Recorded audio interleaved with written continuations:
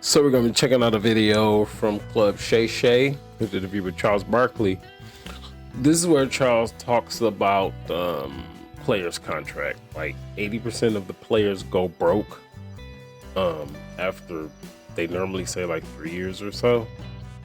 I previously did a video about how Cam Newton broke down how these things happen. Just to give you a quick recap.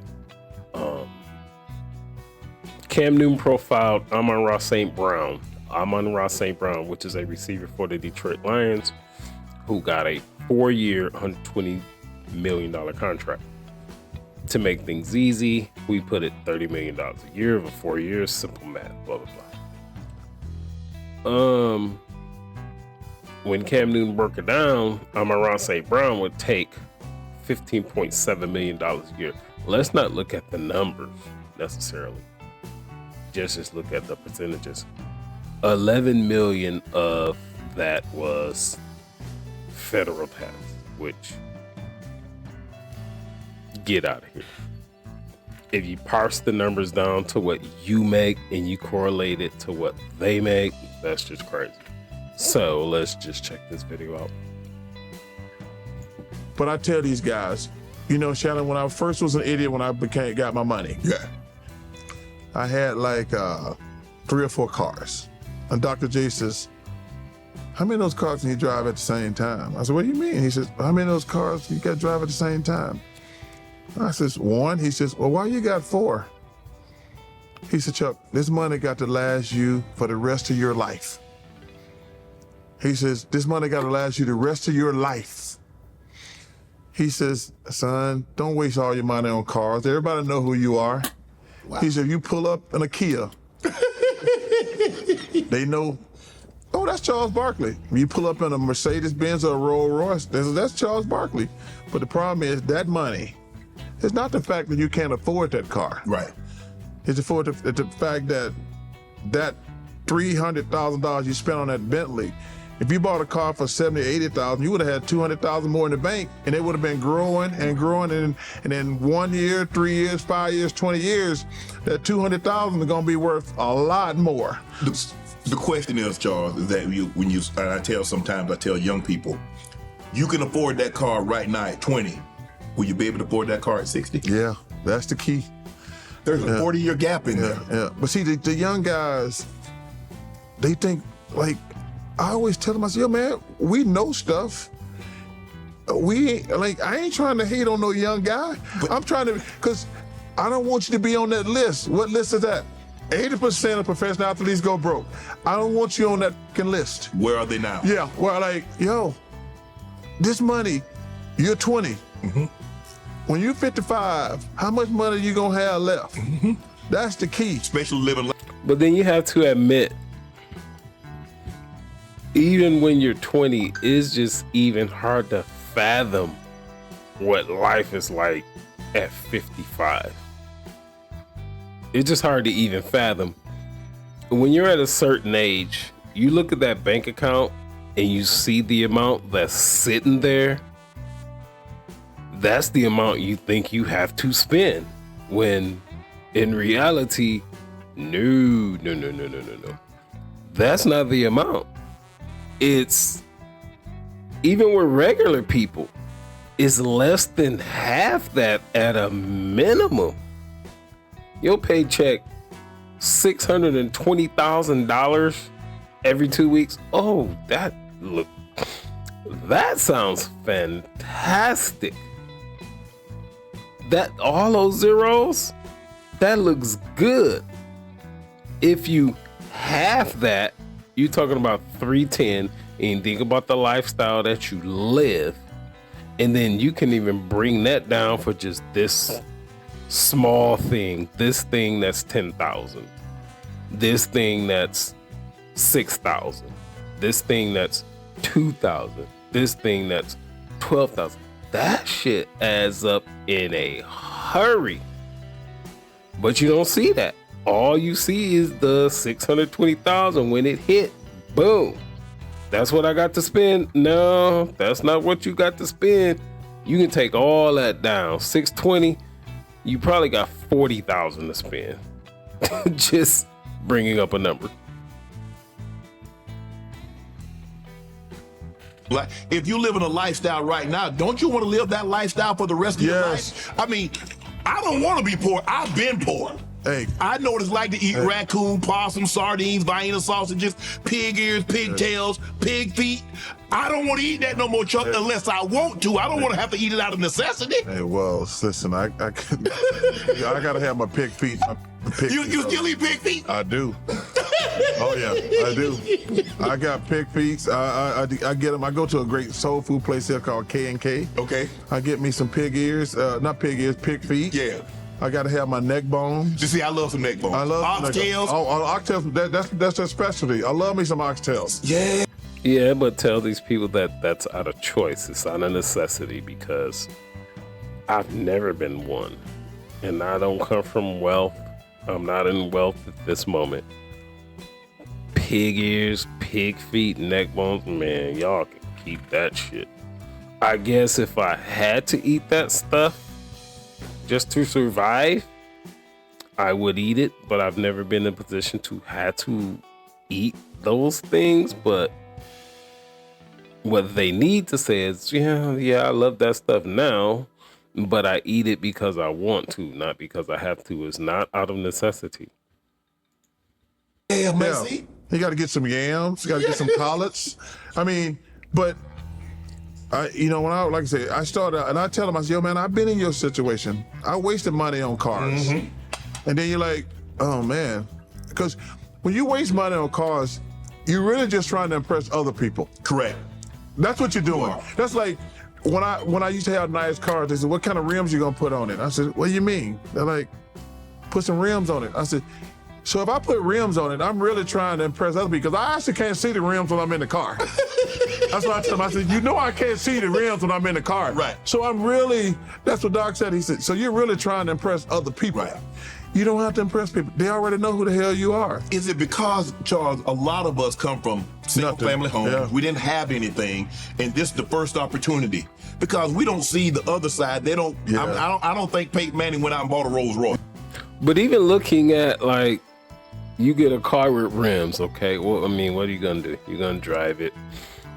Other people are gonna be oogling over it and making whatever gratification you get from that. I don't know what. Even yourself, you drive the car, you get it detailed, boom, boom, boom, you get out, you look at it. Oh, yeah, that looks nice. That gratification is like 7, 9, 12 seconds, if that. And then you get back in it, you drive it to your home, and then you park it. The word that comes to my head is money pit, which is a total waste of money. There's no return on most vehicles that you would buy. If you were to buy a vehicle, do the research and see what vehicle is going to give you returns. The most vehicles that's going to give you a return is one that is in factory condition, not what you've added to it with your custom interior and all of this type of nonsense. So everything that they're saying is true. Yeah. I don't think guys when they obviously they have nice homes and they but I'm saying, because all I wanted when I was like, man, when I saw Miami Vice and I saw that Ferrari, I said, I'm getting me one of them. And Rolex, I said, I gotta get me. So I wanted to, like, that was my way of saying I've made it. Yeah. And Herm Edwards, who's somebody I really like and admire, he says, you can have one car. You don't need Maybe 5. Maybe 2. You don't need a bunch of houses. No. He says, I live by the one model. You need one. That's good enough. And like I say, and the young black kids, and I'm talking to them, man, save your money. Yes. And another thing, you don't have to take care of all your family and friends. For some reason, black people, myself included, I used to be like, my financial people told me, why are you taking care of 7, 8 people? I'm like, well, he said, no. No, you don't have to take care of everybody. Right. Because you're going to go broke. You know, so no, I tell these young kids, yo, man, if you want to do something nice for your mom and dad, you want to do something nice for a brother or sister, that's fine. They don't have to be on the payroll. Right. You don't you don't owe them. That was their job to take care of you. But if you want to do something nice for them, that's fine. Grant Hill, his mom. Yeah. Rest in peace. Gave me the best advice ever. I said, because we were at the Olympics actually here in Atlanta in '96, and her and Calvin had came down for a couple games. They said, well, Chuck, we're gonna be here a couple days and we got to get back to work. And I said, Grant just signed the first $100 million contract in NBA history. She says, sit your ass down, Charles. I said, Miss Hill. He says, Charles, I'm gonna just give you some advice.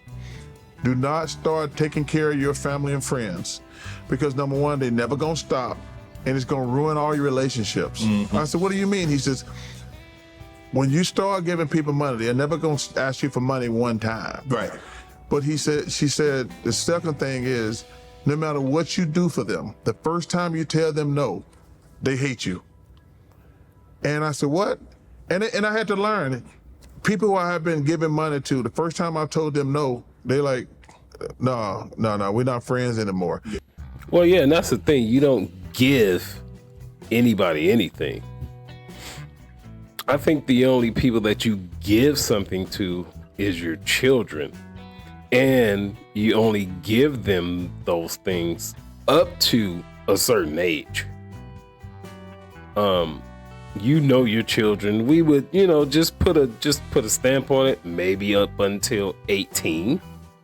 But once you know your children, they may need assistance beyond 18, and things of that nature. But you don't give anybody anything besides your children. Of course, your spouse, all that stuff that goes without saying. That's not giving. That's just obligation. But no, you don't give anybody anything. That was a tough and painful lesson for me. Give Junior Bridgman some credit too. People don't know who that is. Well, every time I see Junior, I say thank you, because Magic is kind of taking over now. Oh, yes. But Junior was a good player, but his portfolio, owning all those restaurants, probably being the first billionaire athlete, to be honest with you. Him, Dave Bing, and also is amazing businessman. Right. But every time I see Junior Bridgman, like, for a guy who didn't make a ton of money. That's what's so impressive. Yeah, and didn't have the name. Didn't have the name to learn how to handle business. And he's probably got 500 to 1,000 restaurants now. And does it so low key. Does it so low key. Like, every time I'm around here, I try to pick his brain. Right. Because it's different now, because these guys make so much money. Yeah. I say, back in our day, I says, dude, and I'm not poo-pooing on this either. I want to make it clear, because when I say it, it's gonna sound stupid. The most money I made was $5 million. That was my last year. Right. I says, now that's below the minimum. I says, to be a businessman in our day and become a billionaire, you are great at business. Right. You are great at business. And he wasn't a name. People wanted to attach themselves to Magic. Yes. People wanted to attach themselves to Mike. Yes. He was Junior Bridgman. Just a great businessman and a good dude. Here's to me is one of the greatest stories ever. And if I was the NBA, I would bring him in every year to my teams, and say, guys, because what people don't understand, everybody on an NBA team or NFL team ain't making a lot of money. True. Or ain't gonna play a lot of years. 10, 15. The average, in both sports, the average year is about 4 years. 4 years. Those are guys who need a Junior Bridgman. That's like, I was watching the draft last night, and this always annoys me about young kids. But let's think about the reason that this is a no-brainer to me, to bring these type of people in. And if Charles Barkley is saying this, that tells me they're not doing it. What are the reason they're not doing it? Do they not want these guys to be successful after they're out of the league? I don't know. Why aren't they doing it? It's easy. Because how about this? The NBA is not driven by like a give back system.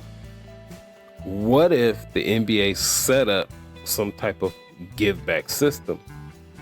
NBA, you did this for me, you did this for me, and then the players just decided to give back. The NBA, obviously, we're talking about the NBA in particular.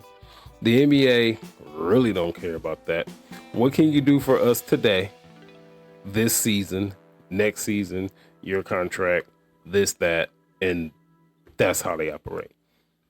I guarantee you, if they kind of base their thing off of a give back system, it would be much more